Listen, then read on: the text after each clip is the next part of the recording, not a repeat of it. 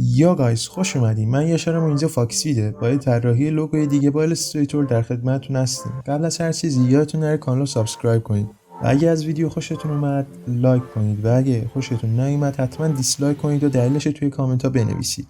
با این کار کمک خیلی بزرگی به ما میکنید که بتونیم آموزش با کیفیت تری در اختیارتون بذاریم.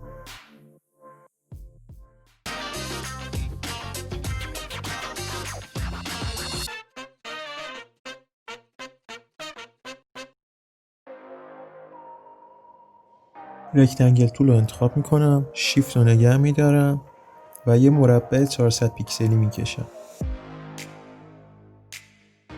و وسط آرت بوردم قرارش میدم.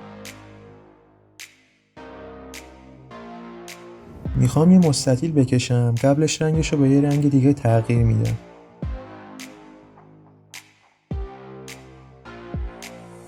میام از پراپرتیز عرض و ارتفاع رو تغییر میدم. اگه پراپرتیز سمت راست صفحتون ندارین میتونین از ویندو پراپرتیز رو فعال کنید. میام عرض 250 پیکسل و ارتفاع 150 پیکسل رو وارد میکنم. برای اینکه مستطیلم درست سمت چپ مربع و به سقفش بچسبه هر دو رو انتخاب میکنم.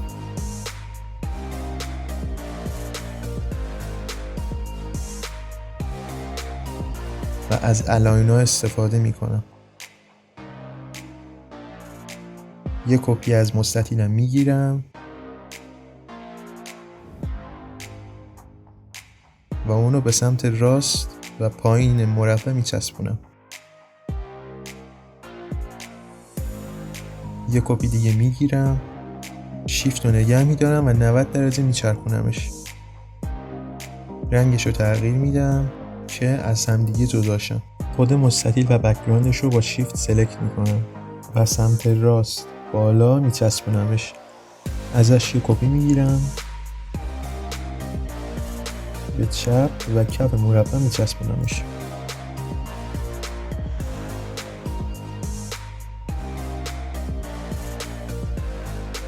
کورنرهایی که میخوام خم کنم با کلید شیفت انتخابشون میکنم.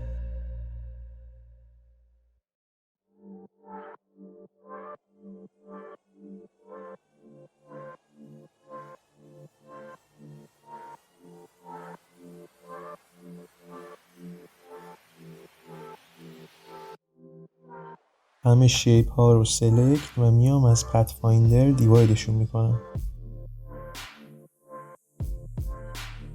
بعد آن گروپ کردن شیپ وسطی رو پاک میکنم. میام این دوتا رو هم انتخاب و تبدیل به یک شیپ میکنم. پت فایندر یونایت. بقیه هم همینطور یکی میکنم.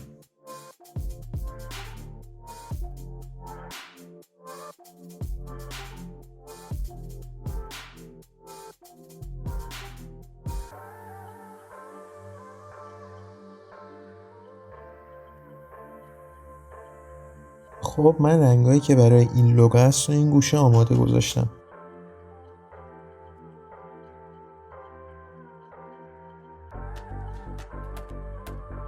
برای رنگدهی از گرادینت استفاده میکنم.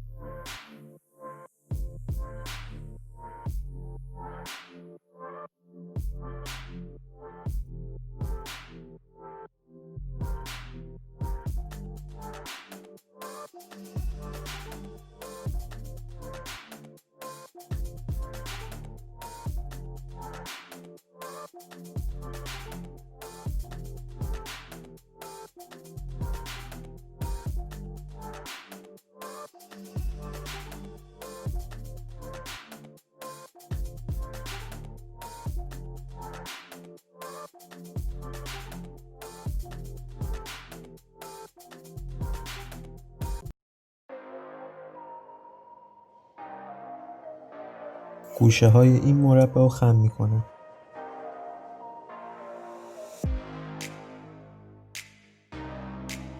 برای اینکه بتونید کورنرها رو یکی یکی انتخاب کنید، کلید شیفت رو نگه دارید.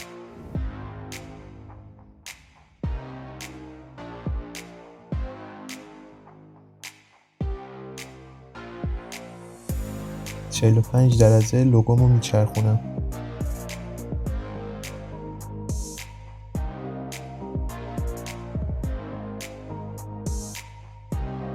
مرسی که ویدیو رو تا این لحظه تماشا کردید. See you soon.